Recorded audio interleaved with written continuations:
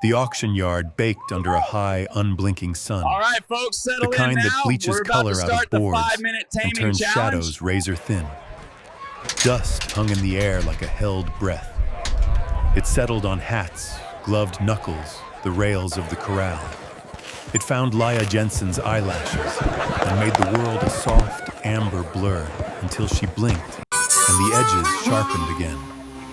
Wood grain, rope fibers, the twitch of a bay mare's ear. Somewhere a generator thudded. Somewhere else a child laughed at a popcorn stand and the sound floated over the pens like a bright ribbon, then vanished in the low, constant murmur of grown-up business. The crowd gathered tight around the main ring. Boots lined the rail too deep, scuff marks and spur jingles and the smell of sun-warmed leather.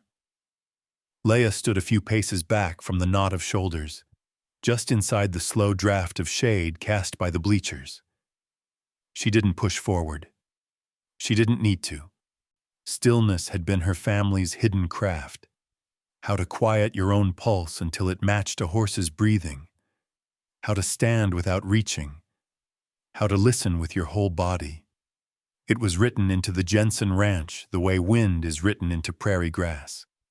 And even though so much else had changed, it held. Her harmonica rode the curve of her pocket. She could feel its familiar weight when she shifted, a small, cool half-moon against her thigh. Her mother's once, a talisman that didn't promise luck so much as attention. Breathe in, breathe out, notice.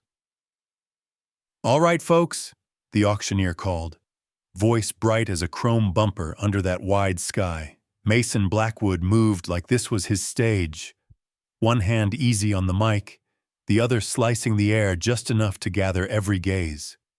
He wore a pressed shirt the color of clean bone and a hat without a single dent. His smile didn't quite reach his eyes. "We've got something special. You've read the flyer. 5-minute taming challenge. 1 horse, 1 handler, 1 stopwatch. No ropes to start. No tricks. Show us what you've got." A ripple passed through the crowd, the kind that's equal parts curiosity and appetite. It wasn't cruel, not exactly, but it leaned forward. It wanted spectacle the way heat wants shimmer. They swung the gate, and the Mustang came through like water finding a break in rock. Quick, contained, the whole pen suddenly about him instead of around him. He was a brown stallion, with a bright, unreadable gaze, a broad chest, and a scar that dragged a pale slash across his flank like a story someone cut in half. He didn't crash the panels. He didn't rear. He landed, quite simply, in himself. Head high, nostrils open, reading air and distance and us. Drifter, the flyer had said. Notorious, untouched. He drifted in the way a river drifts, only if you don't look too closely. Look closely, and you see the muscles flick and gather the short, efficient footfalls, the way his attention pinged the perimeter, checked the exits, came back. He was wary, not wild, guarded, not gone. Mason leaned on the top rail. 5 minutes, he said, letting the phrase hang like a dare. Step up if you're game. On Leia's left, someone shifted.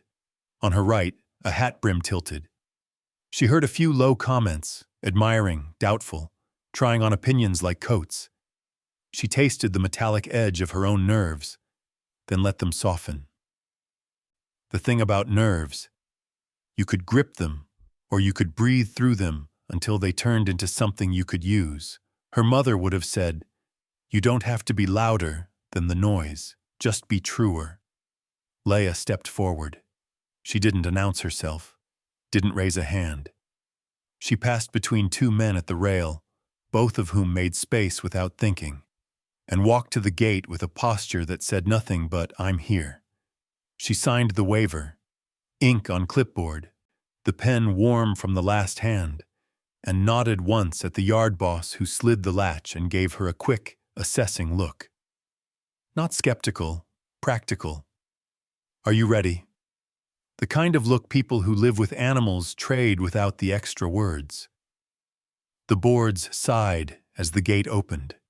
Heat rolled off the sand. Leia stepped through, and the corral became a different country. The air thicker, the sound of the crowd blunted like thunder far off. 5 minutes. She didn't count them. Time, like horses, noticed if you tried to hold it too tight. She stopped 10 steps inside. Boots planted, palms relaxed. She didn't look at Drifter's scar or his neck or any single part of him. She looked in a soft way, the way you look at the edge of a star so it stays bright. She let him take her measure. He circled. The sand whispered under his hooves. The panels clicked as a metal clip settled under his passing weight. His ears tipped toward her, then away, then back, as if the act of listening and unlistening might balance something inside him. Leia inhaled. The bottom edge of her harmonica pressed the fabric of her pocket. She felt her mother's worn note on the casing. SJ, scratched by a kitchen knife at a Formica table so long ago the memory had worn soft at the corners, and the sensation steadied a room inside her. She reached in without hurry and didn't pull the harmonica free. Not yet. She only rested her fingers on it like a hand on a banister before the first step. Someone near the rail coughed. A hat brim flashed. The sun slid an inch lower, or felt like it did, because a bird shadow skated across the sand and vanished. Drifter's breath showed, faintly, in the dust he'd lifted. He wasn't sweating. He was thinking. Her body remembered the Jensen barn in late winter when everything smelled faintly of apples and lanolin, the slow rhythm of a hoofpick tapping sand from a frog, the hush after evening chores when the only sound was a horse shifting weight and the leather creak of a stall latch sighing back into itself. Her grandmother's hands over her small hands. Feel first, then speak. With her left hand, Leia slipped an apple from the pocket of her overalls. It had a small bruise near the stem, a crescent where it must have rolled against something on the truck seat. She turned it so the unmarked side faced Drifter, not to trick him, just to present the best version of what she had. Sun touched its skin and woke a whisper of scent. The crowd held still without being told to. Even Mason's posture changed almost imperceptibly, his weight shifting from presentation to witness. The difference was subtle and everything. Leia set the apple in her open palm and let her elbow hang loose. The hand not high, not low, simply in the space between them where a shared thing might live if both chose it. She softened her ribs with a slow exhale, her jaw unclenched. Her shoulders remembered what it felt like to be a gate someone had oiled. Inside her, a thought surfaced and set down like a feather. He's not a problem to solve. He's a language to learn. Drifter's circle tightened. He didn't look at the apple. He looked at her. Not a stare. Stares are grabs, even when eyes are quiet. This was a question without words, and Leia let it be a question. Dust rose and fell in lace patterns around his ankles. A fly landed and left. The world organized itself into 2 beating hearts and a warm piece of fruit and a line of rail where strangers waited for something to happen. She let the first, thinnest ribbon of sound unwind in her chest. Silence shaped more than broken. Then brought the harmonica up only as high as the edge of her pocket. Not visible to the crowd, barely visible to Drifter, and hummed a breath through the metal without notes. Just air turned to hush. Not music yet. A promise that music could exist. A wind shift brushed the corral and lifted a curl of her auburn hair at the nape. It made the flags on the far fence slap softly against their poles like someone clapping with mittens on. Drifter's ear flicked to find that sound, then slid back to her. The line between them grew thinner and stronger at the same time, a thread that hummed without moving. She made the smallest step of her day, half an inch, the weight of a decision. And Drifter made one too, so small the dust didn't rise. The bruise on the apple darkened as the sun nudged a cloud edge. Leia's palm didn't tremble. Above them, the loudspeaker crackled faintly. A timer would start. People would talk for a week about whether 5 minutes were enough to see anything true. But the truth doesn't always care about clocks. It cares about attention. Leia's breath met the harmonica, and the first actual note slipped out. Thin, shy, like a bird testing morning. And the yard, for one impossible heartbeat, listened. Then the stopwatch beeped to life, and the gate latch gently clicked home behind her. The stopwatch ticked on, loud in Leia's mind, though no one else could hear it. Inside the corral, the heat held like a second skin. Dust curled from each hoofstep as Drifter moved around her, a slow, deliberate orbit. His muscles stayed tight, his flank twitching when a fly landed, the scar pulling slightly with the motion. His eyes were bright, restless, a storm scanning the horizon for any shift in wind. Leia didn't follow him with her gaze.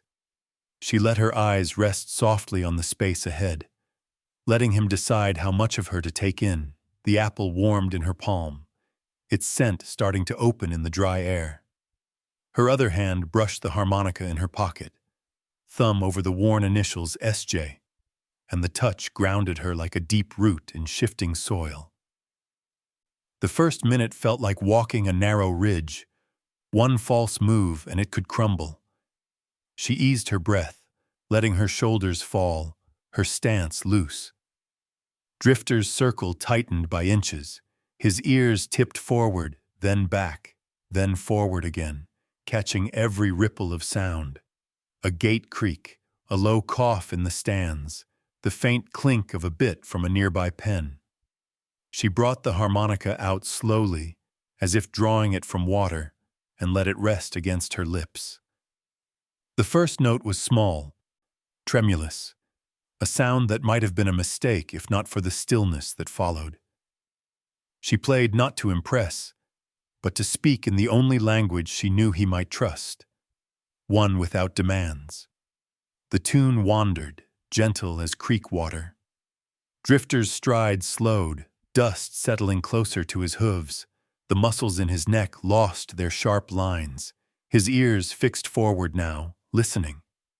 The crowd had grown quiet without realizing it, the energy shifting from hungry anticipation to something more cautious, almost reverent.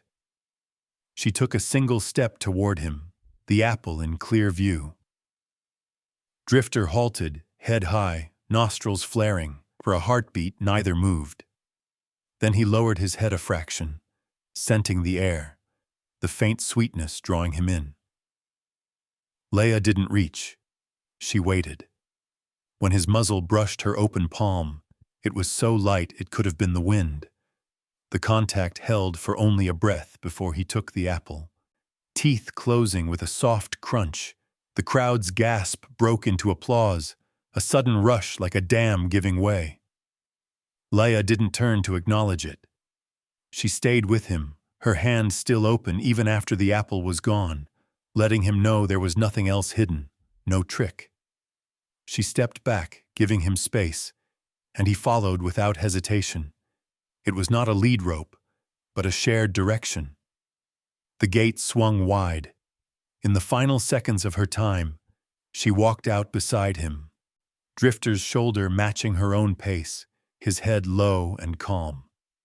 The applause rolled over them, but Leia's focus was only on the warm breath that touched her sleeve, the unspoken agreement between them. Mason's voice came back on the loudspeaker, pitched higher than before, forced cheerful. "Well, folks, there you have it." But Leia caught the tightness in it, the edge of something unsettled. Outside the ring, people reached for her, hands to shake, words tumbling over each other, but she kept a hand on Drifter's neck, steering them both through the crush toward the quieter edge of the grounds. The harmonica slid back into her pocket. Her pulse had slowed, but the moment still shimmered, alive in her chest. She didn't know what would come next, the talk, the questions, the looks from Mason, but she knew one thing as surely as she knew the sound of her own breath. She and Drifter had crossed a line together, and neither of them would go back the way they were before. By sunrise, the ranch fence wore a new kind of wind. Voices, tires on gravel, the soft whir of phones waking up to record. News had traveled faster than any horse could run. A neighbor texted a cousin posted a clip, and by dawn, the 5-minute miracle was threaded through timelines like a ribbon. Leia watched the first car nose down the lane while steam rose off the water trough, a silver veil in the cool air. The porch boards were still damp from dew. The barn smelled like sweet hay and last night's rain working its way out of the rafters. Drifter lifted his head in the corral and stood like a question mark turned upright. Ears forward, breath visible. He wasn't spooked. He was alert the way the land is alert before noon heat flattens everything. Gathered, listening. The scar on his flank made a pale seam under the early light, a quiet signature that didn't explain itself. By 8, 3 trucks and a white van had settled by the hitching post. A coffee thermos changed hands.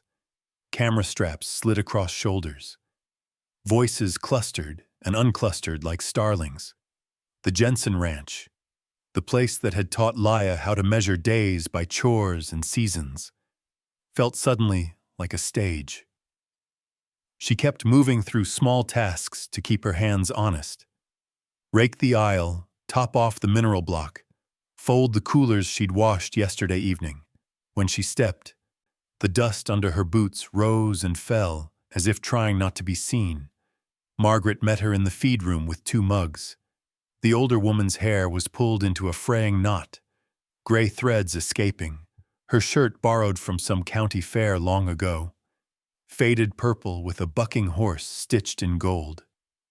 She set a mug on the upside-down feed bin. "Drink," she said gently, not adding anything about reporters at the gate or the voicemail blinking on the landline. It was the kind of mercy Leia recognized, a moment to breathe before the river's next bend. Out in the corral, a microphone caught sunlight. Someone laughed in a careful way that wanted to sound friendly. Leia felt a small flutter under her ribs. Not fear, not exactly. More like a hand drumming a table before an interview starts. She steadied it with a plain thought. We are still who we are. She walked to Drifter with a halter draped loose over her forearm and the harmonica quiet in her pocket. He shifted weight to greet her. A half step she felt more than saw. His coat was clean from yesterday's dust, the brown deepening toward his withers. The new eyes at the fence hummed, a current in the air. Drifter's nostrils widened. His neck tightened, then relaxed when she set her palm on his shoulder and did nothing else for a count of 3. The world came back into single sounds. Sparrow on the barn roof, a latch settling, a thermos cap clicking shut, each one a bead and not a storm. Questions reached her like light wind. How did you do it? Will you do it again? Can we get a shot of you touching his face? Requests stacked into a tower of soft demands. Leia kept her voice low and simple. No face shots, not today, she said, tone steady, hands visible. Give him space and he'll show you who he is. She didn't give them a show. She gave them a pace. By late morning, the barn aisle was a narrow river with strangers leaning on both banks. Drifter began to paw at packed dirt. Not in panic, in protest. His eyes stayed bright. His breath quickened. Every muscle drew a line between patience and the urge to go. Leia moved him to a quieter pen behind the windbreak.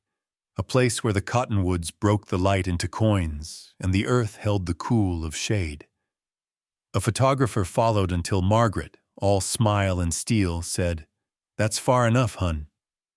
The woman stopped, as if she'd walked into a glass door she hadn't known was there.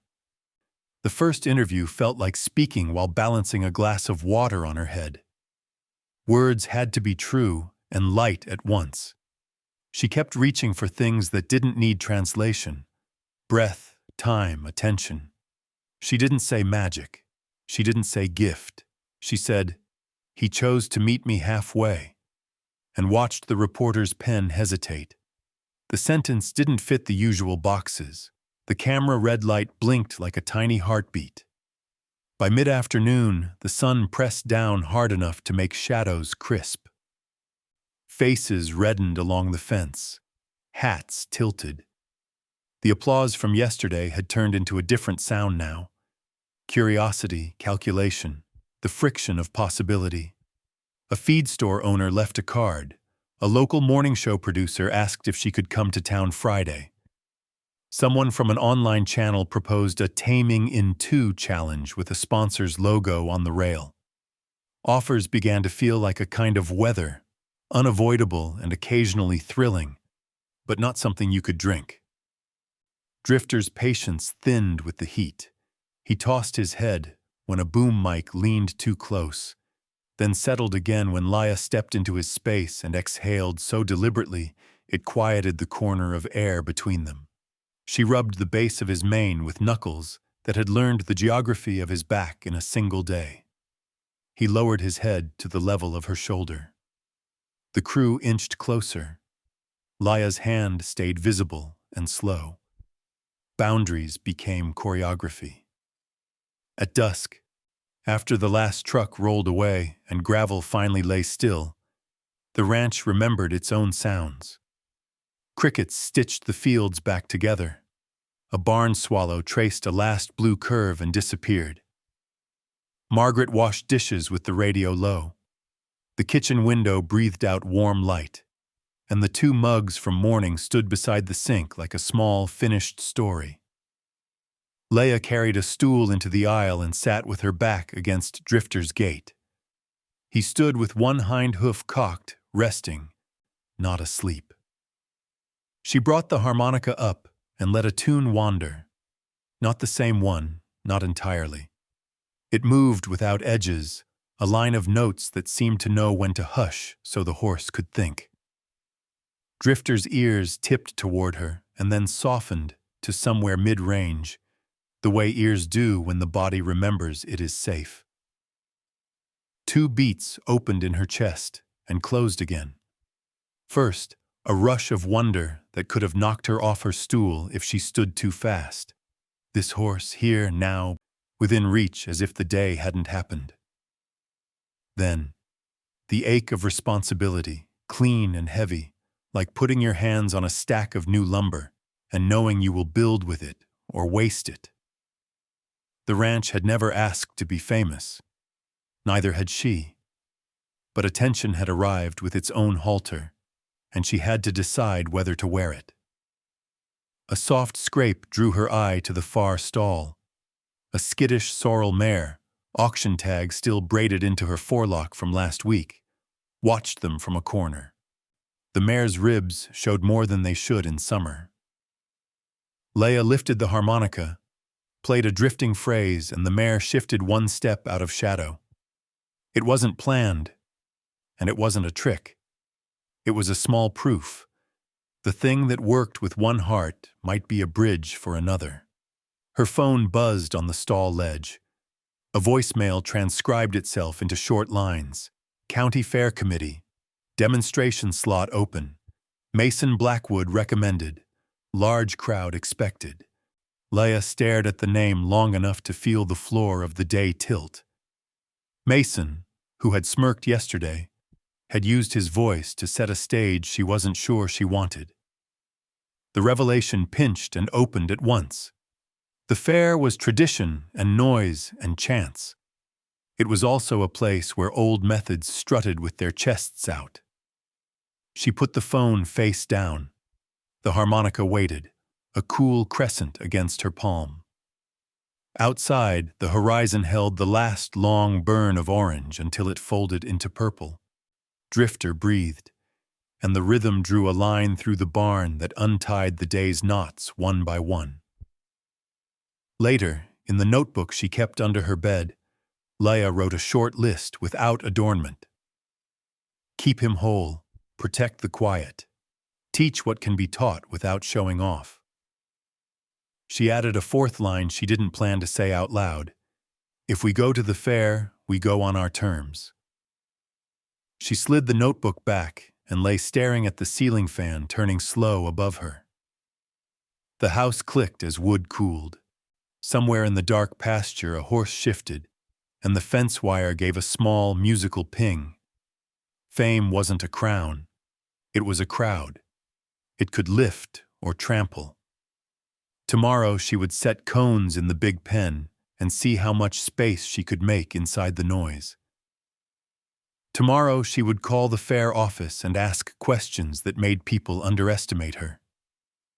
Tomorrow she would whistle the barn awake and listen for how the day answered. For now, she listened to Drifter breathe through the wall, countable and steady, and felt the ranch settle around them like a hand closing without force. The fairgrounds were still a week away, but in Leia's mind they had already begun to hum, a low, steady current that threaded through chores and small hours. Morning light found her setting cones in the big pen, the kind you could see from the county road if you knew where to look. She wasn't chasing speed. She was shaping space. Drifter watched from the shade and blinked slow, ears tipping when the wind picked up a cone and rolled it like an orange moon. By noon, the sky glazed over with that high, pale blue that means heat later. The cottonwoods gave their thin applause. Gravel popped under a truck that didn't sound like the usual feed run. The ranch dog lifted his head from the porch, sniffed once, and decided to stay lying down. Leia wiped her hands on her jeans and stepped into the dust wake as a long, sun-faded pickup eased near the barn. Earl Kincaid climbed out like he didn't want to disturb anything that mattered.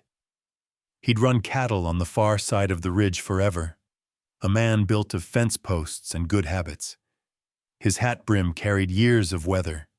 He offered a small nod to Leia, then to Margaret, who came from the tack room with a coil of lead rope over one shoulder. He didn't reach for a handshake. He didn't have to. Some people just arrived the way a fact arrives. He spoke in his usual careful way, words spaced so you could set things between them. "Stopped by the fairgrounds this morning," he said, studying a point on the horizon rather than their faces. "Committee's putting together a headliner on Saturday. Mason Blackwood pitched it, calls it a speed gentling showcase. Timed patterns, loud music, bright banners, sponsors on the rail." The phrase landed like a piece of tin roofing in a slight wind, shiny and not quite trustworthy. Leia felt the air thin a notch around her ribs. Earl went on, not changing tone. "They slotted your demonstration before his. 15 minutes, then a break. Then his show takes the arena in the evening." There it was, the shape beneath the dust. Not a trap exactly, but a frame. Leia pictured the cadence. A quiet conversation with Drifter followed by a crescendo of noise with a horse asked to hurry its heart. The contrast would do its own arguing. She imagined the bleachers filling, phones rising, applause arriving in different flavors. The idea of being positioned as the soft prelude to someone else's answer stung, then steadied into a clarity that felt clean as well water. Margaret's gaze moved between Earl and Leia, taking the measure of the moment the way she measured rain, by smell. A whisper of dish soap still clung to her hands from the kitchen. She set the rope down gently, as if it were opinion. "We can say no," she said softly, and the suggestion opened a small, breezy window in the heat. or we can set terms." Leia didn't answer right away. She turned and looked at Drifter. He had come to the rail and stood with his own weather, watchful, unruffled, aware. The scar on his flank pulled a pale line when his muscle shifted, the mark of a story without captions. She stepped to him and laid her palm light on the hollow before his shoulder. The breath between them evened. The hum of the fairgrounds receded far enough that barn swallows reclaimed the rafters. 2 beats opened in her chest again. First, the coil of dread at the thought of loudspeakers and a clock that asked for hurry. Second, a steadier, older rhythm, her mother's way of looking at any busy thing and finding the quiet under it. Not a retreat, not a refusal, a standard. Earl spoke once more, as if placing a final card. "He's working a young bay out there," he said. "I saw him for a minute early. Horse looks sound, eye sharp. Mason's got that showman stance dialed in. He's got help, too, dressing the pen, painting the rails. Looks like a production." Earl paused. "No rough stuff. Not what I saw, but all pressure, all fast." The word wasn't a condemnation. It was a description. Leia nodded once. She didn't have to imagine the energy of it. Lights, flourish. The suggestion that quicker meant better. That was its own kind of weather. She could decide whether to let it flatten her field. That evening, she pulled the old chalkboard from the feed room and propped it against a hay bale. She wrote with a piece of pale blue chalk that left dust on her knuckles. "Keep the ring quiet for entry and exit. No amplified sound during our demo. 10 yards clear from rail. Announcer reads our statement first. We end on our timing, not the buzzer." The statements looked bold and almost plain enough to be obvious. Margaret read them without nodding or frowning, which Leia knew meant she approved.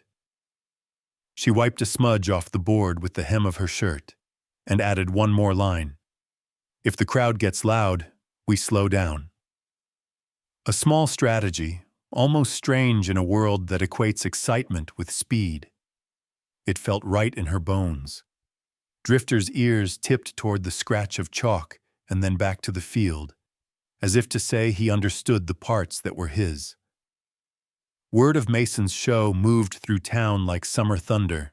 By midweek, the feed store had a poster taped to the counter with his name in block letters and a horse rearing behind it, all rendered in respectable county fair clip art. Someone had drawn a small crown next to his hat with a blue pen. Leia stood in line for mineral blocks and watched an excited teenager point at the poster and say, breathless, "Can you imagine?" The clerk rang up salt and smiled. No malice, just commerce. The world ran on attention the way wells ran on aquifers. Quiet came back to her in the barn's long afternoons. She and Drifter practiced nothing flashy. Pauses, pivots, a step backward that felt like a whole sentence when it worked. She learned to match the angle of his eye without sliding into it. She learned where his breath shortened and how to wait it long again. The cones stayed in their little constellation. A neighbor slowed on the road twice and then, the third time, drove on without stopping. The tune from her harmonica wandered most evenings, not to train, just to remind. One late afternoon, she found a folded flyer on the porch that hadn't been there an hour earlier. No note, just the fair schedule. Her name listed as pre-show feature Leia Jensen and Drifter, Compassion Methods. Mason's Block, main event, the Blackwood Way, speed gentling. Under his line in smaller print, the words presented by Cross-Tie Outfitters and 3 brand logos. The plot revealed itself without flourish. She would be the soft light. He would be the marquee. Margaret set the flyer down and went back to slicing peaches. The kitchen smelled like sugar warming into itself. The radio murmured a ball game in polite tones. When she returned with 2 bowls, she placed one in front of Laya and rested a hand on her shoulder for 1 long second. Her eyes said what her mouth didn't. Caution, pride, the steadying truth that you can pick your posture even when you can't pick the weather. Night pressed in, crickets tuning their needles. Laya sat on the back step with the bowl empty beside her, and the flyer waited under a salt shaker so the breeze couldn't edit it. She pictured the arena's rectangle of dirt, the grandstand's metal bones, the way sound stacks under a roof like clouds. She felt the early nerves roost and then fly off. A simple thought returned, clear as a star when you shift your gaze. This isn't about winning a crowd. It's about keeping a promise. At the fence, Drifter nosed the top rail and breathed like a bellows, making a small, steady fire. She rose, brushed sugar from her fingers, and went to him. She pressed her forehead a moment to the warm curve of his. The world narrowed to the scent of clean horse and the soft rasp of breath. The brewing storm could circle all it wanted out there. In here, they would choose their weather. In the morning, she'd call the fair office and send the list. Polite, firm, not sorry. She'd walk the arena early and memorize its corners.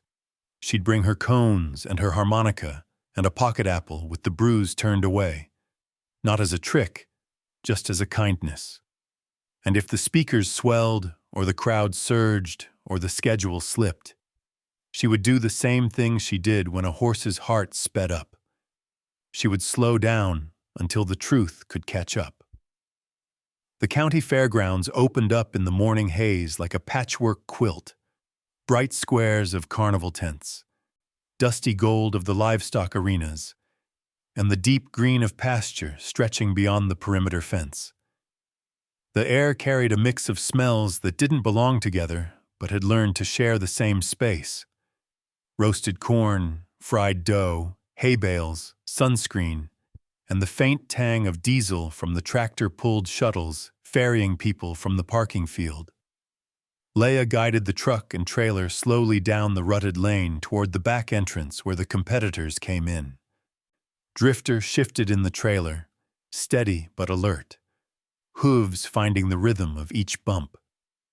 From the driver's seat, she could see banners strung across the main gate snapping in the wind, bold reds and yellows advertising everything from quilt contests to demolition derby.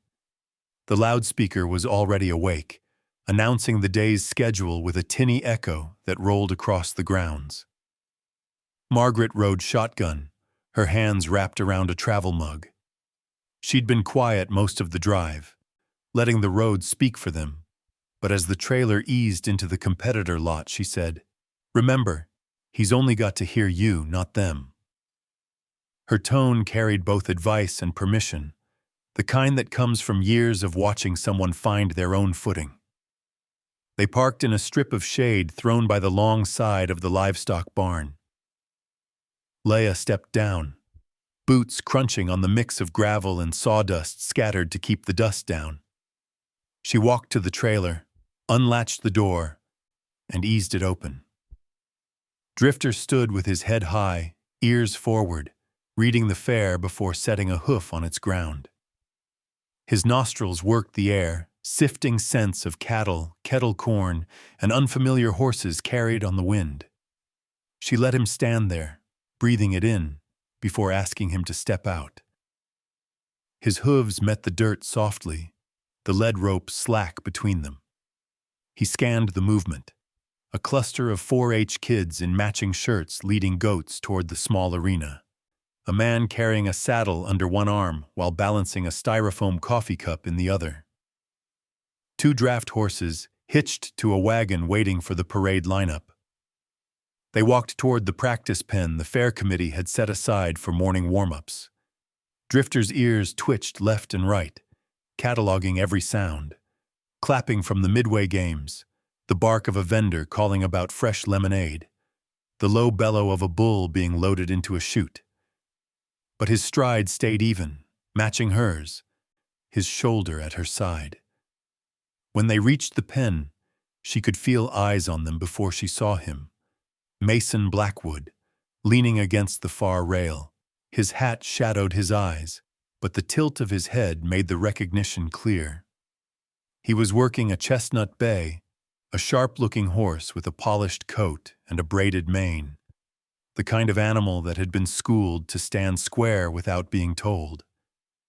Mason's hand rested lightly on the rein, but the set of his shoulders suggested control more than conversation. Their eyes met across the arena. It wasn't a glare, but it wasn't casual either. The space between them carried the residue of the auction yard, the kind of history that doesn't fade just because time passes. He didn't move toward her, didn't speak, just watched, his gaze lingering on Drifter, as though measuring both horse and handler against the picture he'd already drawn in his head. Leia led Drifter into the pen, giving them room from Mason's side. She didn't ask for much, just a few slow circles, a stop and breathe in the center, a step backward to remind him that the conversation was still theirs, even here. The fair noises wrapped around them, but inside the pen, it felt like the edge of a quiet field. Drifter's ears softened. His head dropped an inch. She rubbed the base of his mane with a knuckle, the small gesture grounding them both. When they stepped out, Mason was walking his horse toward the gate on the opposite side. He tipped his hat in a motion that could have been courtesy or could have been challenge. The bay tossed its head, and Mason's grip on the rein tightened. His smile aimed somewhere between polite and pointed. The rest of the morning passed in a patchwork of small encounters. A reporter from the local paper asking for a quote. "We'll just let the work speak," she told them. An older rancher stopping to nod approval at Drifter's calm. A young girl clutching a stuffed toy horse whispering, "He's beautiful," before darting back to her mother. Each moment added to the hum building under her ribs. The awareness that the arena wasn't just dirt and rails today. It was a stage, and stages remember what's been put on them.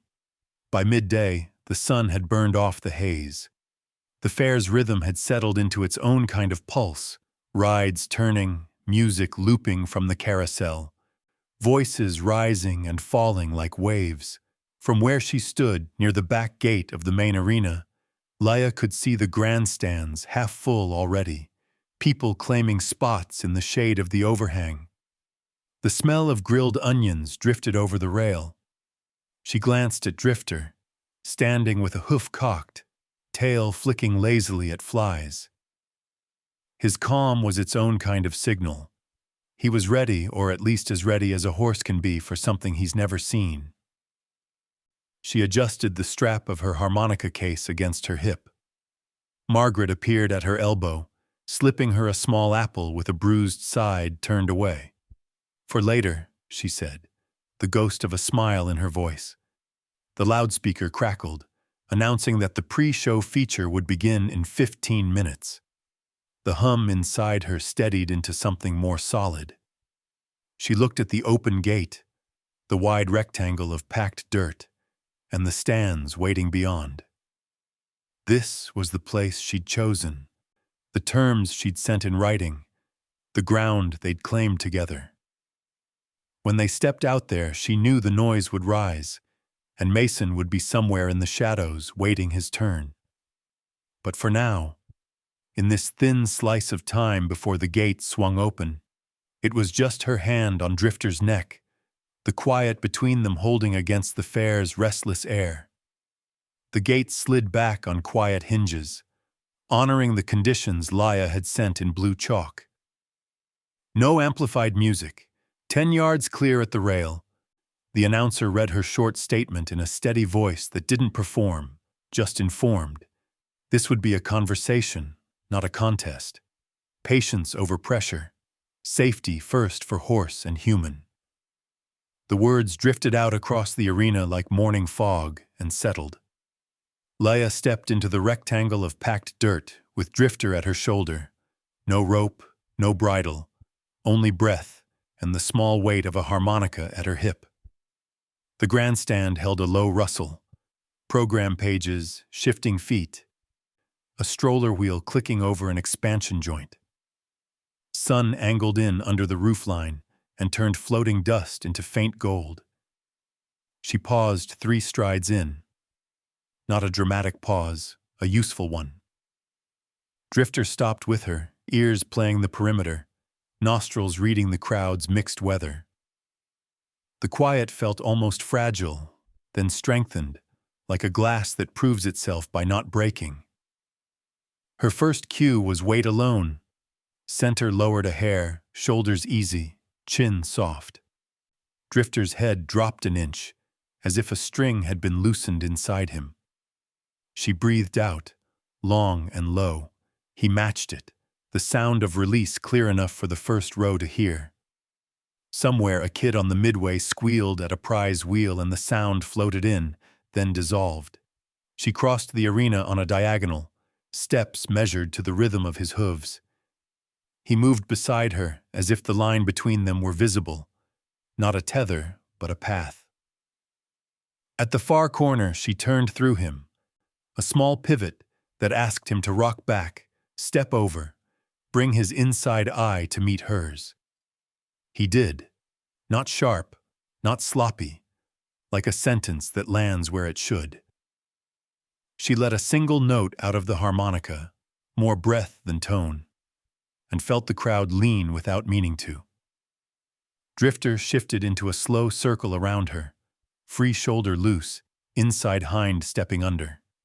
His ear stayed tipped to her. His tail swayed with a laziness that meant trust, not boredom. When she stepped forward into his space, he yielded with the lightness of a curtain in a soft draft. When she stepped back, he followed, not crowding, not lagging, simply choosing company. Leia set 3 cones with the toe of her boot, 1 at center, 2 on a line short of the rail, then walked off 10 paces and waited. Drifter considered the triangle, then moved to it as if curiosity were a compass. She asked for a weave with her shoulders and a shift of breath. He slipped between the cones, left, right, left, the arc of his body producing a quiet geometry that didn't need to be named. At the second pass, she added a pause between cones, exhaling until a stillness pooled around them. At the third, a back step, 2 beats, then a forward drift that felt like forgiveness. In the grandstand, hats tilted forward. Phones hovered, then lowered. The noise of a fair can't ever stop, but it can learn to tuck itself in. The announcer kept his agreement to silence.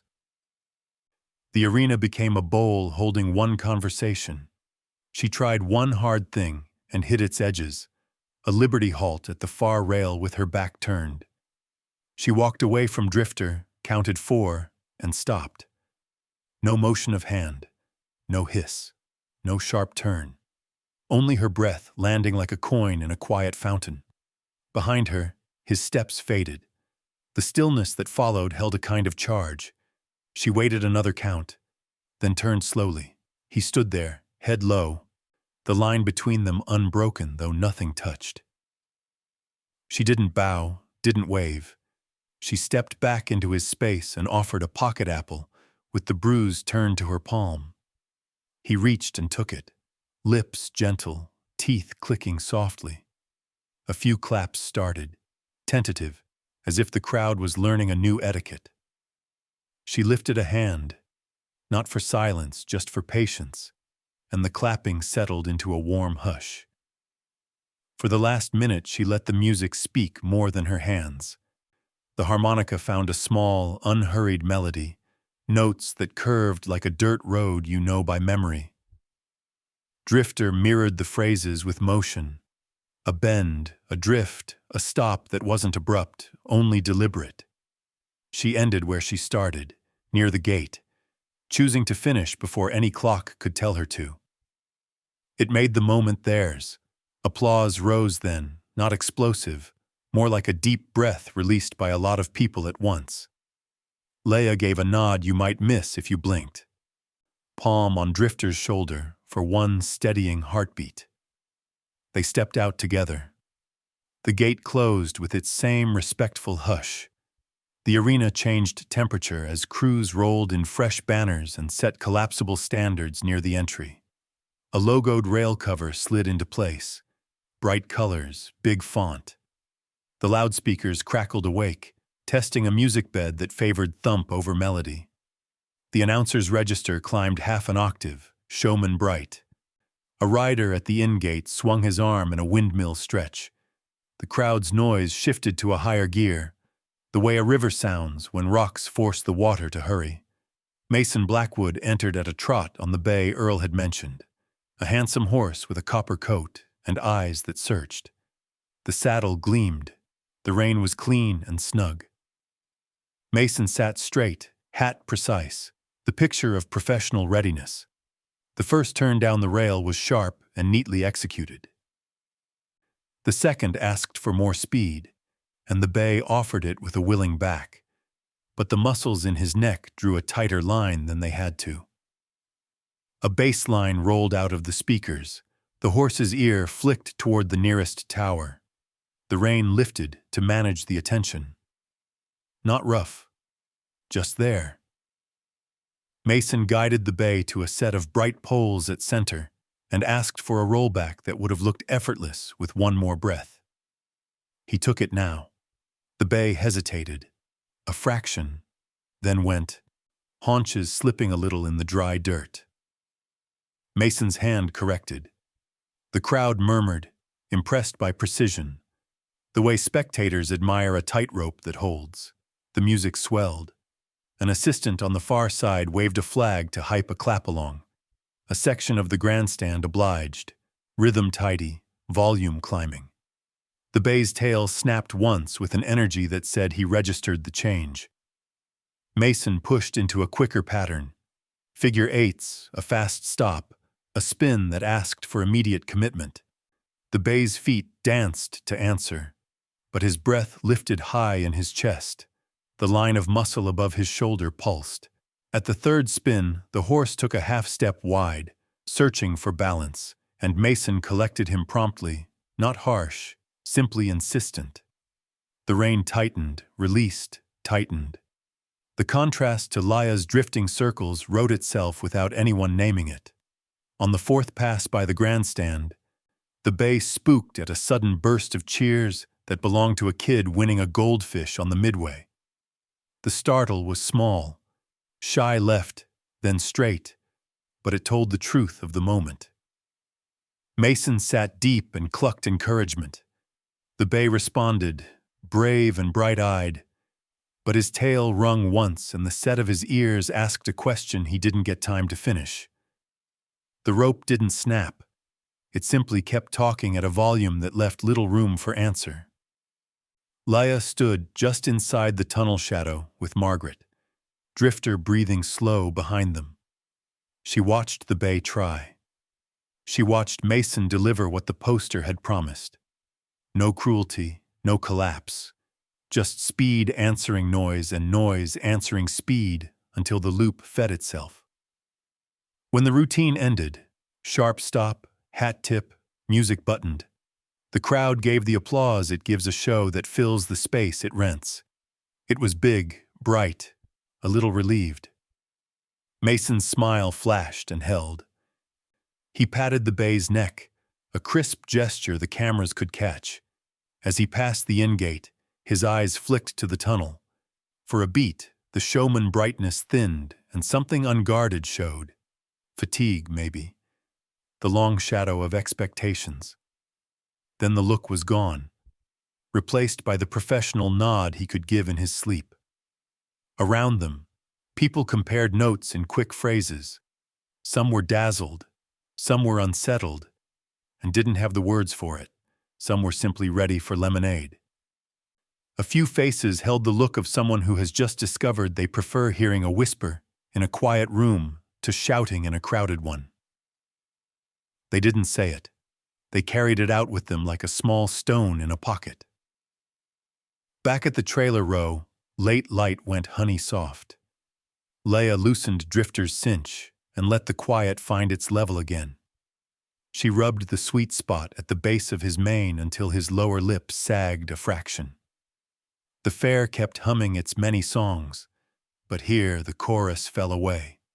She didn't tally wins and losses. She didn't rehearse what strangers would post. She replayed exactly one moment, the way the bay had looked toward the grandstand, and then back to the rain, asking which sound to follow. She slid the harmonica free, touched the scratched initials, and let a single note fall into the evening. Drifter answered by breathing deeper. Somewhere beyond the barns, sirens rose and faded in a hurry toward town, the kind of sound that turns heads and then moves on. She didn't yet know how close that rush would run to Mason's life before dawn.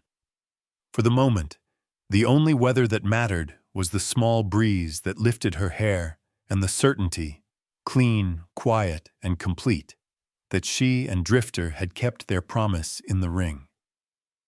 The fairgrounds still breathed with the heat of the day, even though the midway lights had taken over the sky. Laia had loaded Drifter, the trailer parked under a line of poplars near the quiet end of the competitor's lot. Margaret was in the passenger seat with the window down, letting in the hum of cicadas. They were just about to pull out when the radio on the dash crackled. Margaret had it tuned to the local AM station out of habit. And in breaking news from the county fairgrounds, sources confirmed that rancher and horse trainer Mason Blackwood's father, William Blackwood, was rushed to County General after collapsing near the main arena. Paramedics responded within minutes. No further details at this time. Margaret's hand hovered over the volume knob. "You hear that?"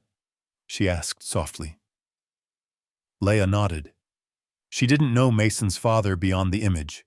Broad hat, slow nod at auctions, the kind of presence that said more by standing still than speaking. But she knew enough to picture the weight of that news. Without thinking, she turned the truck back toward the paved road that led not home, but into town.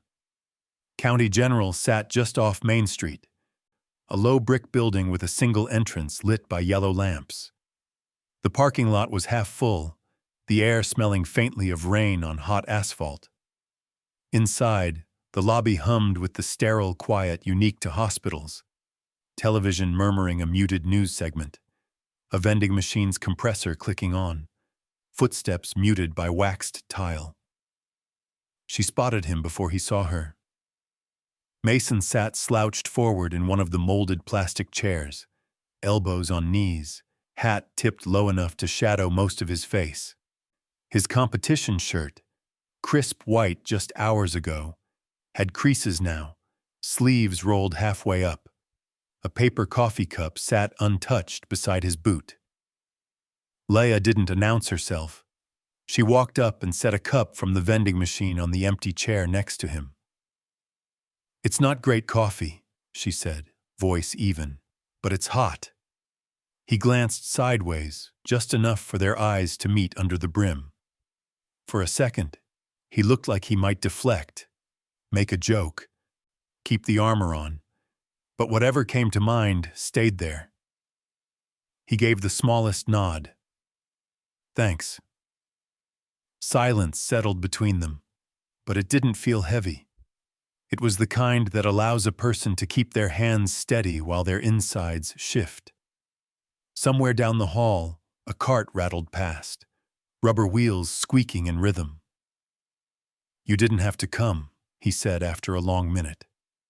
"I know," she replied. "Doesn't mean I shouldn't." He leaned back, the chair legs making a soft groan. He went down just like that. We were by the concession row. I thought maybe heat, maybe sugar low, but they said it was his heart. He's stubborn. He'll fight it. Always has. There was a flicker in his expression that didn't belong to the man who'd tipped his hat in the ring this afternoon. Something younger, almost boyish, a memory surfacing through the present. "I remember," he said slowly, "when I was a kid, We had this old roan gelding, Stormlight, mean as a snake to anyone but me and Dad. One winter, he colicked bad. Vet said we might as well say goodbye. But Dad, he stayed in that barn all night, kept him walking, talking to him. Didn't matter the snow. Didn't matter his own lungs were bad back then. Stormlight made it to spring. He exhaled, almost a laugh. Dad never let me forget it. Said a horse'll give back what you give it, if you're willing to stand in the cold long enough. Leia listened without cutting in. The vending machine hummed behind them. Somewhere overhead, the PA system paged a nurse to radiology. I've been thinking, Mason continued, eyes fixed on the floor tiles. I've been so set on proving I'm the best. Fast, clean, sharp. But watching you and that Mustang... He trailed off, shook his head once. It's not about slow or fast. It's about... He stopped himself, as if the words weren't ready to be said out loud yet. She didn't press. People come to their own truths the same way horses do, when they're ready, not when they're pushed. After a while, a doctor in scrubs came down the hall toward them. Mason stood quickly. Leia caught only fragments.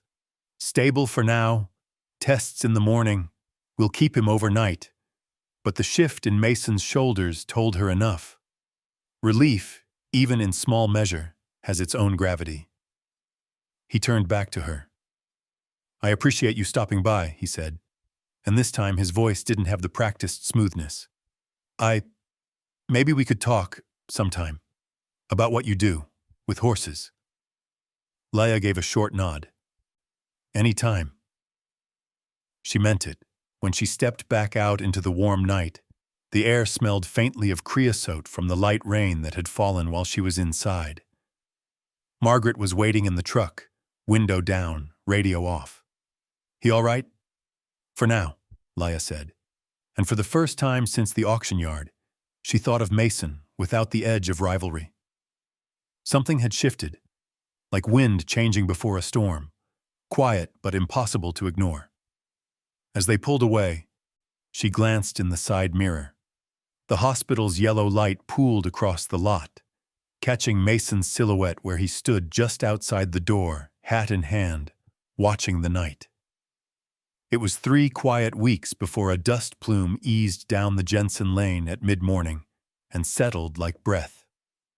The sky held a wide September blue. Grasshoppers clicked out of the driveway ruts, and cottonwood leaves flashed their pale undersides to a wind that smelled faintly of cut hay. Leia was repairing a hinge on the small pasture gate, a coffee can of bolts by her knee, when the sun-faded pickup rolled to a stop beside the hitching post. Mason stepped out without the posture of a man arriving for a show. No hat flourish, no quick scan for cameras. His shirt was clean but not pressed, sleeves pushed above his forearms as if he'd already decided to work. He closed the truck door gently, the way someone quiets a room without speaking. For a long second, the ranch dog lifted his head, judged the temperature of the visitor's energy, and laid it down again. Margaret came out of the tack room, wiping her hands on a towel. Leia stood, brushed dust from her jeans, and waited. The air between them held that first day of school feeling, possibility edged with caution. I've been thinking, Mason said finally, voice low, vowels carrying the softness of this county's backroads, and I owe you something. He took off his hat, not for show, just to take the weight off his head. I pushed a picture that wasn't the whole truth. He glanced past Leia toward the big pen, where Drifter stood under the lean of the windbreak roof, one hind hoof cocked. You showed me a different kind. No flourish, no long apology speech. The words landed with the simple weight of a clean tool in a palm. Leia nodded once. We're all learning, she said, and left it to hang there, an invitation without a bow. Mason's gaze flicked toward the far stall, where the skittish sorrel mare, the one with the auction tag still braided into her forelock, watched from a pocket of shade. He seemed to decide something in that moment. "If you'll have me," he said, "I'd like to learn here. And more than that," he shifted his hat to his other hand, as if moving the thought closer to the front of himself. "There are horses on the brink, the ones people call untrainable.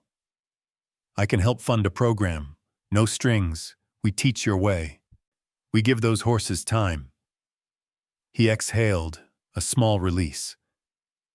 "I can leverage cross-tie to cover feed, vet checks, a couple of scholarships for local kids who want to learn. We put it to work now before the fall sale runs."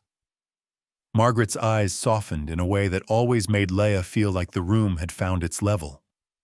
She didn't rush into words. She let the wind speak for them, then asked, "What do you want in return?" Mason looked almost surprised by the question. "I want to stop doing it wrong," he said. Then quieter, "And I want to do right by my dad while I still can."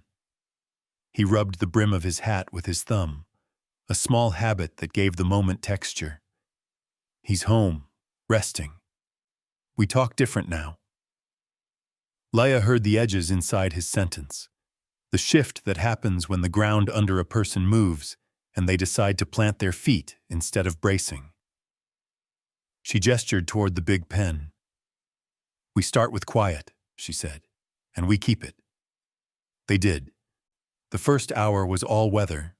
No horses, just shade, 2 folding chairs, and a chalkboard propped on a hay bale. Leah drew a simple line and labeled it with 3 words that looked too plain to matter: attention, timing, release. She spoke less than she demonstrated.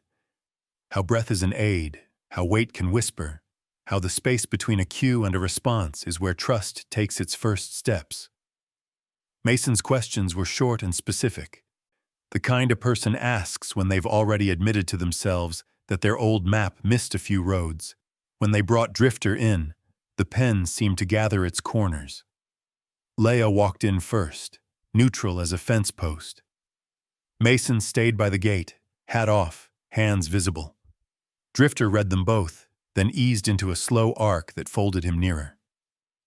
Leah asked for a simple yield of the shoulder, with nothing but the angle of her own. Drifter answered soft and sure, eyes warm. She didn't look back to see if Mason was impressed. She listened for breath. He let out a long one she could hear from across the sand. They took a break under the cottonwoods. Ants navigated a fallen leaf. Swallows stitched the high air. Mason stood with his coffee and studied nothing in particular. "I used to believe quiet was what happened after the work," he said, almost to the trees. "Now I think maybe it's the work." Leah didn't reply with words.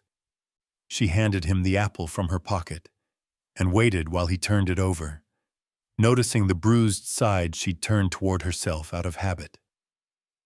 The sorrel mare's lesson began the next morning. They didn't step into the pen with an agenda. They stepped in with time. The mare startled at a sound from the parking lane. Just a soft flinch, a breath held too high. Leah's body answered by lowering hers, exhaling in a way that gave the space permission.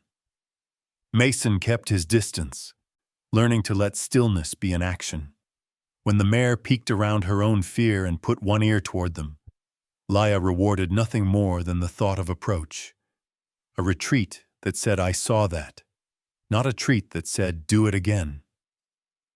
By day 3, Mason tried the first ask. He overdid it. Too much shoulder, too clear a hint. And the mare's head pinged up. He caught himself, stepped back, and breathed in such an audible, open way that even the barn cat paused in its patrol. The second ask was smaller than a word. The mare shifted a single ounce of weight. You could have missed it if you'd been watching for anything bigger than honesty.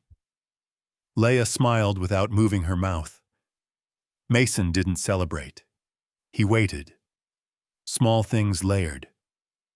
In the aisle, he learned to rub the base of the mare's mane with an open hand instead of thumping her neck like a teammate. In the pen, he learned to end on a question answered rather than on the next trick practiced. At lunch, he learned to let silence do its own mending. On Friday, a delivery arrived. 3 pallets, feed, mineral blocks, a roll of new shade cloth, paid for by a card with cross-tie letterhead and no fanfare. A plain envelope came with it, addressed in Mason's careful print. Inside was a short agreement he'd drafted overnight. Seed funding for a pilot. 30 days, 6 at-risk horses, stipends for 2 students, vet on call, no branding, no cameras without consent. The only line written in his own hand read, "We keep the horses whole." Margaret read it at the kitchen table, glasses low on her nose, the smell of sun-warm peaches drifting in from the window. She slid the paper to Laya. The older woman's hand made a single, quiet circle on the table, the way she once soothed colicky foals through long nights. "Looks like a good start," she said. Laya signed. Mason signed. No shaking hands too hard. Just ink with the weight of intention. Word spread not like a headline this time, but like a rumor that made people kinder. A 4-H mom called about a pony that had learned to fear hands. A farrier sent a text about a rangy dun that danced away from halters. The feed store clerk taped a small note beside the register. "Jensen Pilot, ask about patience days." It wasn't a brand. It was a door. Mason kept showing up. He swept the aisle without being asked. He learned where the hose kinks and how to unkink it without snapping the water on a skittish flank. He brought his harmonica one evening, held it, and didn't play, then laughed at himself softly and put it back in his pocket. "Not my lane," he said, and watched the way Laya could let a single note make a whole pen exhale.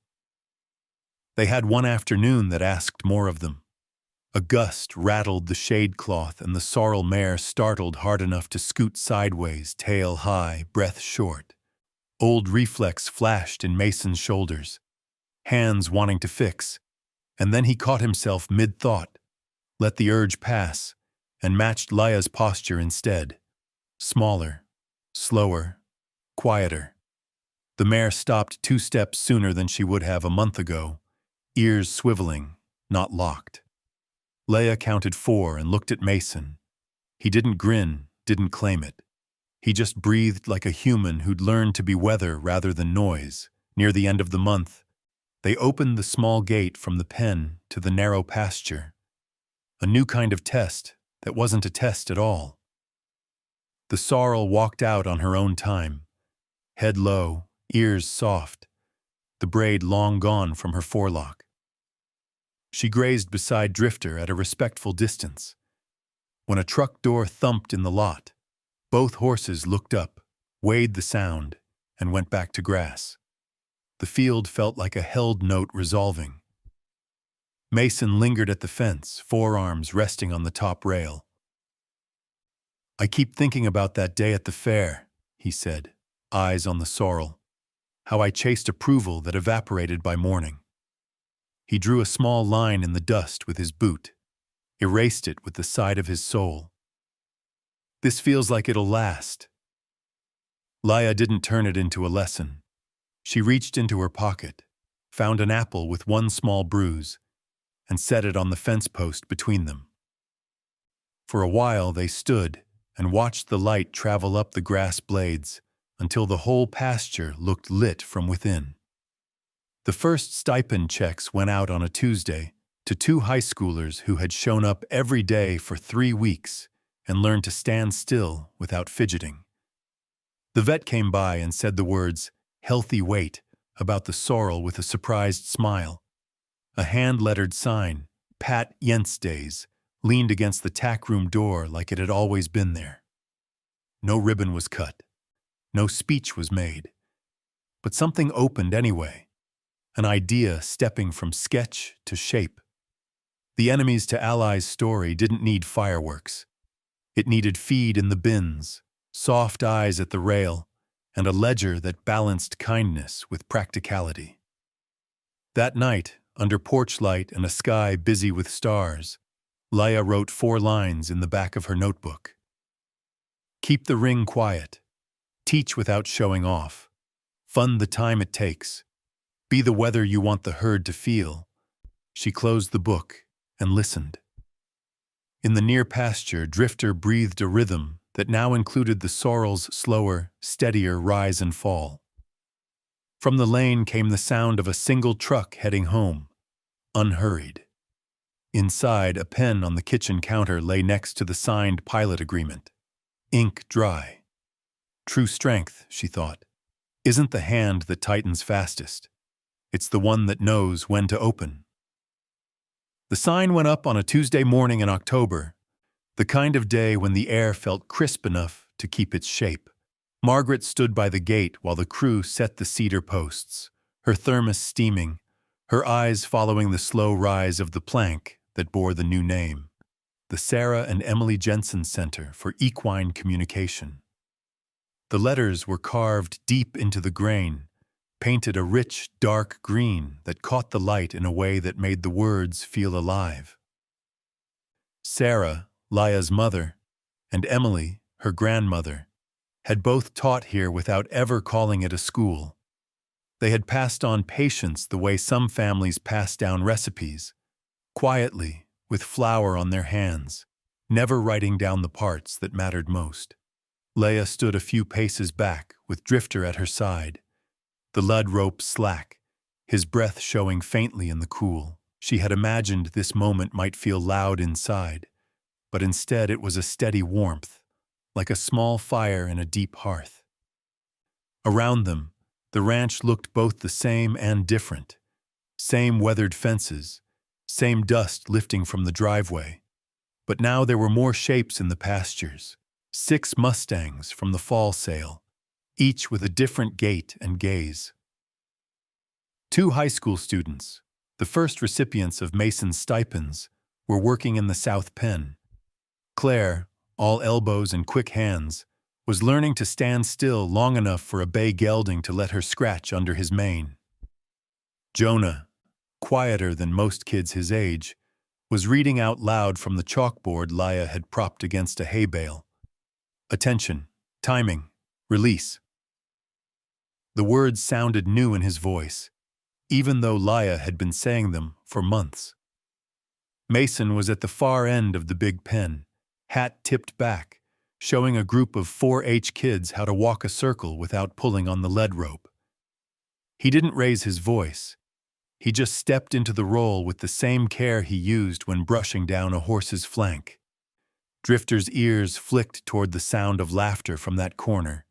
Easy laughter, the kind that happens when people are learning without being afraid of getting it wrong. The morning moved like water through cupped hands, unhurried, clear. At the barn, Margaret checked off a delivery of mineral blocks and a fresh roll of shade cloth. In the tack room, someone had hung a corkboard for notes. Need more apples. Jonah's first backstep today. Sorrel mare stood for the farrier, no tie. The handwriting was a mix of all the people who had stepped into this work and decided to stay. By midday, the pastures looked like they'd been waiting for this. Open spaces filled with the sound of hooves meeting earth without hurry. The rescued Mustangs were still wary, heads high when the wind changed, but they moved in wider arcs now, less tight at the corners. Leia knew the work was in those inches. A tail carried a little lower. An ear flicked forward instead of back. A hoof rested on its edge instead of braced. She walked the fence line with Drifter trailing just behind her shoulder.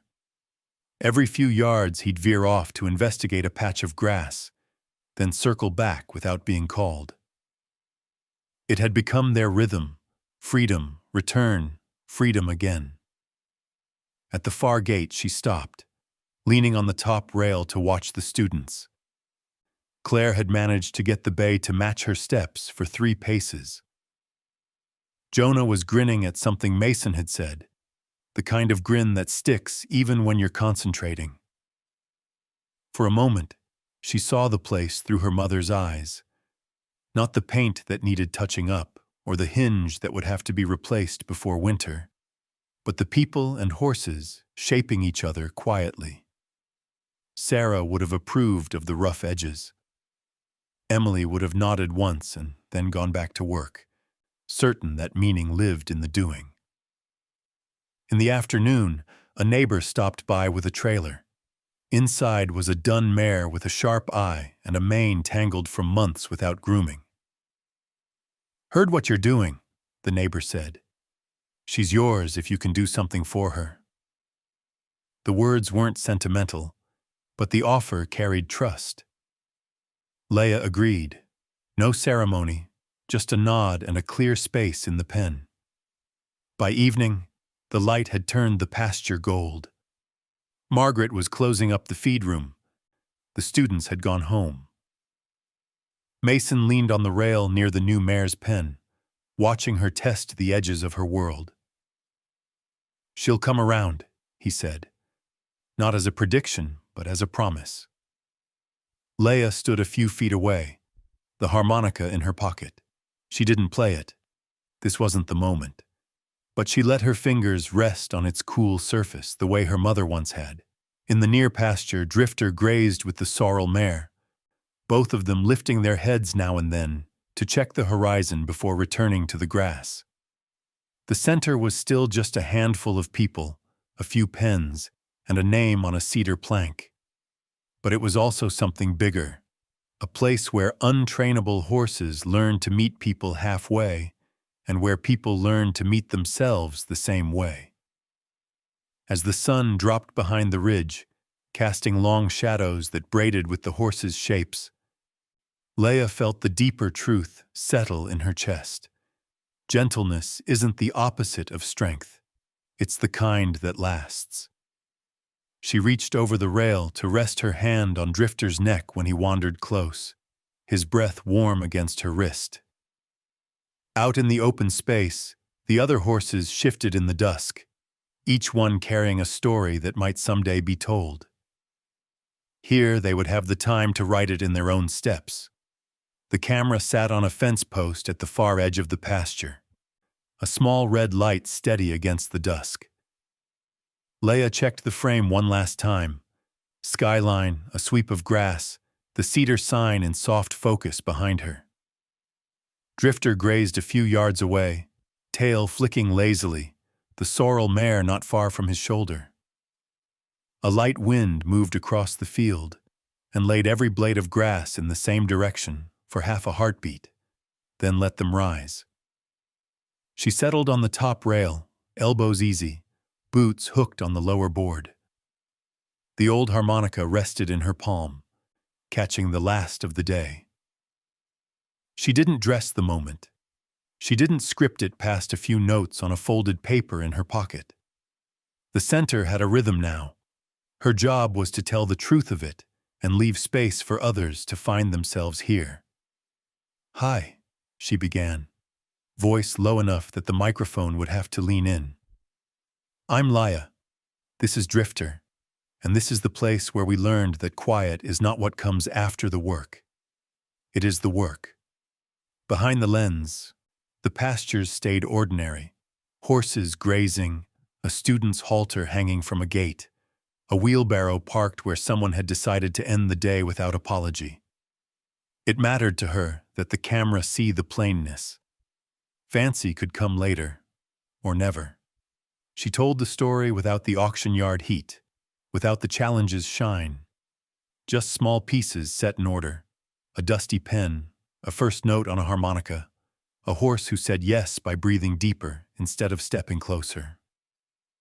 She mentioned the fair in a handful of words, how the arena learned a new quiet, and how the noise after made its own case. She didn't name winners. She didn't need to. Anyone who'd ever tried to earn a frightened animal's trust would hear the shape of the day in the way she let a sentence end.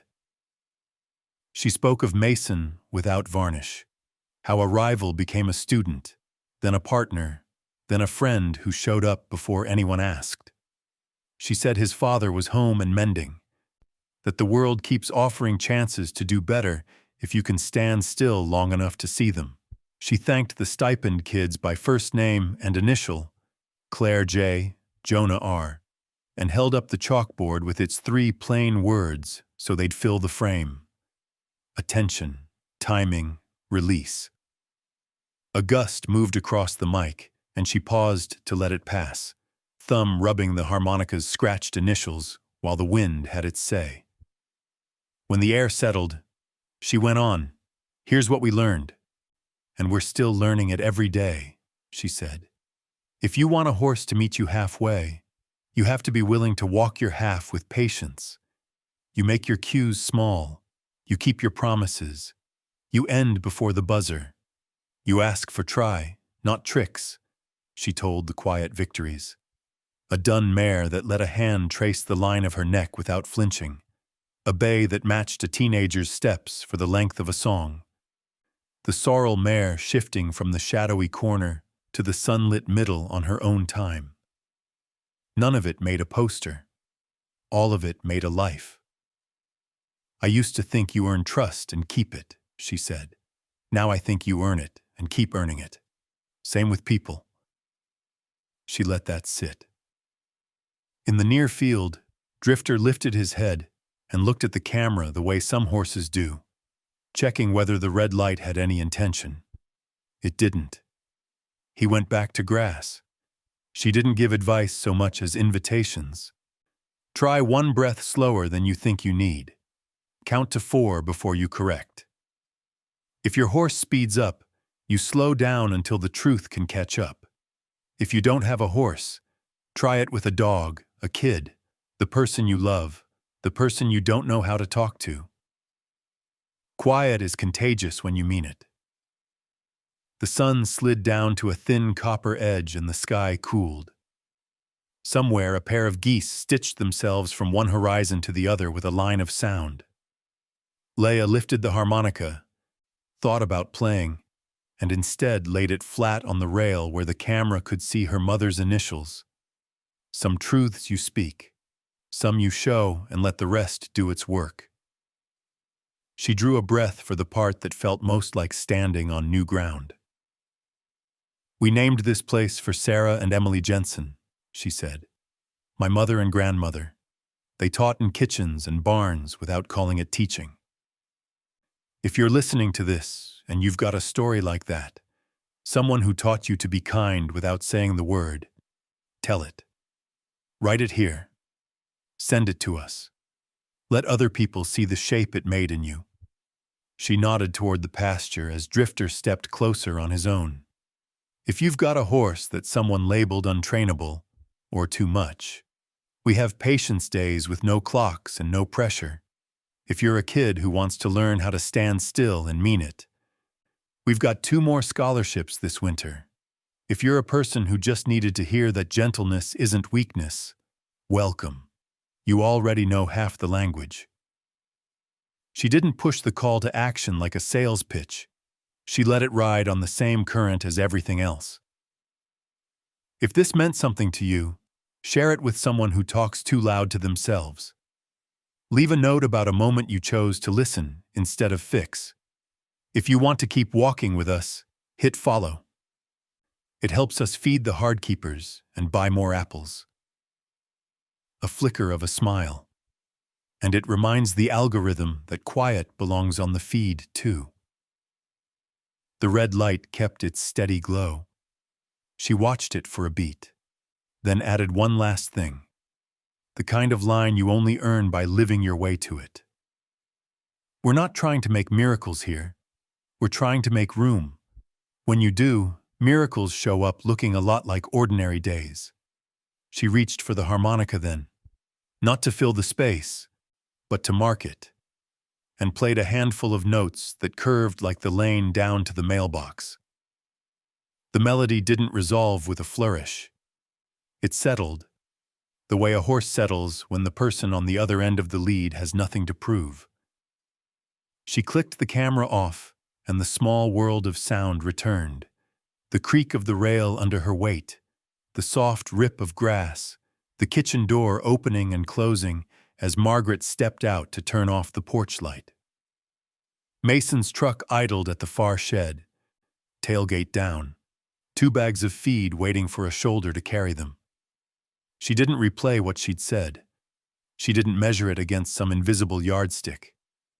She set the harmonica back in her pocket, slid down from the rail, and walked to meet Drifter in that easy middle where he always seemed to find her.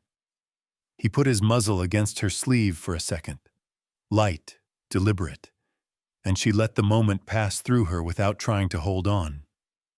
Later, after the upload bar finished its slow climb and the thumbnail settled on the screen, Laia on the rail, harmonica on the plank, the center's sign softened by distance, comments began to bloom.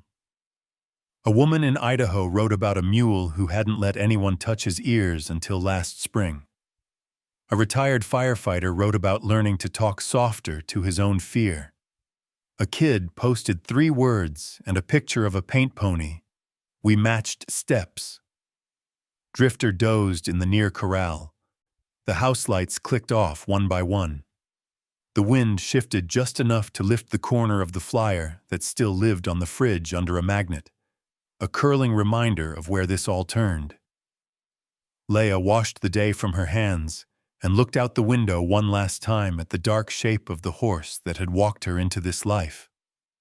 The channel would grow or it wouldn't. The center would thrive or have to pivot and try again.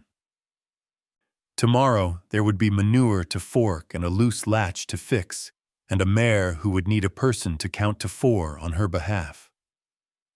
None of that lessened the request she'd just made. To share, to follow, to carry quiet into loud rooms. She turned from the window and let a simple conclusion steady her like a palm on a warm shoulder. Stories don't change the world by shouting. They change it by giving people a way to go home different than they arrived. And out in the dark, the horses, Drifter, the sorrel, the dun, breathed the same steady proof.